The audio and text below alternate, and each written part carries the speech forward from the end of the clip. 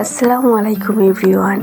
আবারও চলে আসলাম তোমাদের মাঝে একটি ছোট্ট মিনি ব্লগ নিয়ে।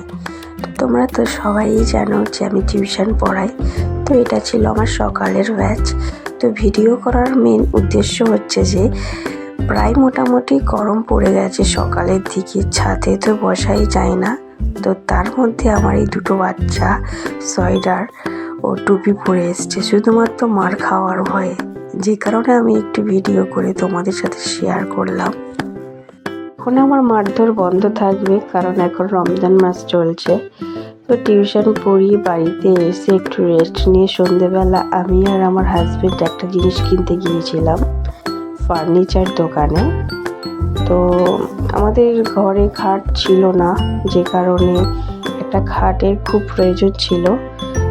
তো খাট দেখতে গিয়েছিলাম একটা ফার্নিচার দোকানে। সেখানে যে এই আলমারিগুলো আমার খুবই ভালো লাগছিল। তো আল্লাহ যদি বাঁচিয়ে রাখে ইনশাল্লাহ পরের বার অবশ্যই নেব। তো ফাইনালি আমরা একটা খাট নিয়েছি। তো আমার হাজবেন্ডের সাথে দামাদর চলছে এখন। তো এই খাটটার মাত্র দুটো কালেকশন ছিল স্টিলের। তো স্টিলের খাট আমার খুব একটা পছন্দ না, বা নেওয়ার ইচ্ছা নেই আমার হিসাব মতন। আমার তবুও বাধ্যতামূলক নিতে হয়েছে। তো এই যে গাড়ি লোডিং হচ্ছে, ফাইনালি আমরা স্টিলের খাটটাই নিয়ে ফেলেছি।